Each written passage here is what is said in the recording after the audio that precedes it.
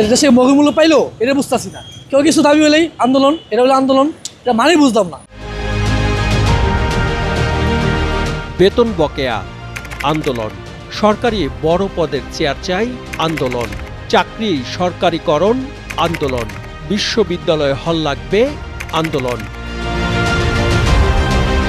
গত 6 মাসে এরকম 180টি আন্দোলন হয়েছে।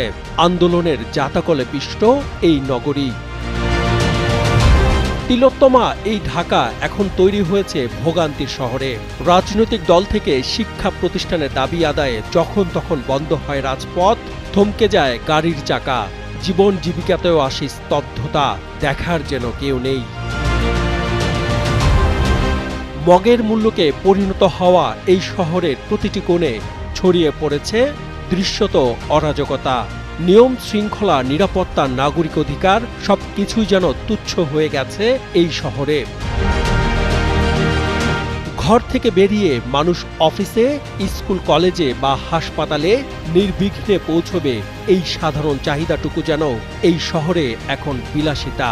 কেননা যখন তখন হঠাৎ করে রাজপথ বন্ধ হয়ে যায়, আন্দোলনের নামে সাধারণ মানুষকে জিম্মি করে ফেলা হয়। শহর রূপ নেয় এক অরাজক জনপদে, একটি প্রকৃত মগের মূল্যকে। টানা ৭মবারের মতো বেস্ট টিস্যু পেপার ব্র্যান্ড হিসেবে স্বীকৃতি পেয়েছে বসুন্ধরা টিস্যু। সাধারণ মানুষ বলছে, একদিকে নিরাপত্তাহীনতার শঙ্কা, অপরদিকে জনভোগান্তি। এই দুই মিলিয়ে বসবাসের অযোগ্য নগরীতে পরিণত হয়েছে ঢাকা, যা দেখার জন্য কেউ নেই। আর বললেন না, এই সকালে গাড়ি নিয়ে বাইরেছি। আগে যেখানে 1000 ভাড়া মারা যেত, এখন 500 টাকা ভাড়া হয় না। গাড়ির তেল কিনবো কি, গাড়ি সার্ভিস করবো কি, নাকি দুপুরে খামো, এটা ঠিক নাই। এর দেশে মূল্য পাইলো এটা বুঝতেছি না। কেউ কিছু দাবি হলেই আন্দোলন, এটা হলো আন্দোলন, এটা মানেই বুঝতাম না। এভাবে তো দেশ চলতে পারে না। আমাদের এখানে চলাফেরার অনেক দুর্ভোগ। এক জায়গা থেকে আরেক জায়গায় যেতে ঘন্টা পর ঘন্টা সময় লাগতেছে, এবং একই জায়গায় 1 ঘন্টা সময় আমরা লেট করতেছি। সবচেয়ে বড় সমস্যা হচ্ছে আমাদের আইন আছে, কিন্তু সে আইনের সুশাসন নেই। যদি আমরা আইনের সুশাসনের প্রয়োগটা ঠিক মতো করতে পারতাম, তাহলে আজকে এই সমস্যা হতো না। একটি শহর যখন কারো অধিকার চর্চা নামে অন্যের অধিকার হরণে অভ্যস্ত হয়ে পড়ে, তখন সেটা গণতান্ত্রিক সমাজ নয়, বরং মগের মুল্লুক হয়ে ওঠে। এখানে নীতির বদলে চলে প্রভাব, যুক্তির বদলে চলে শক্তির দাপট। এই পরিস্থিতির জন্য শুধু আন্দোলনকারীরা দায়ী নয়, দায়ী রয়েছে পুরো সমাজ কাঠামোর। দাবি আদায় নাগরিকদের সাংবিধানিক অধিকার, তবে সেই দাবি আদায়ের পদ্ধতি যদি হয় জনদুর্ভোগ সৃষ্টি করা, তবে তা কোনোভাবেই গ্রহণযোগ্য নয়।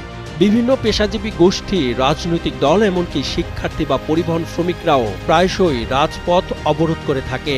সরকারকে এই বিষয়ে আরও কৌশলী হওয়ার পরামর্শ সাধারণ নাগরিকদের। 2 ঘন্টা রাস্তা গেতাছে 5 ঘন্টা, 5 ঘন্টা আরও বেশি গেতাছে। তাহলে আমরা কি করে খামু? আমরা জমা তুলতে পারি না। আমরা কোন দাঁড়াবো? আমগো তো সবারই সব কিছু আছে, কিন্তু আঙ্গো কি আছে?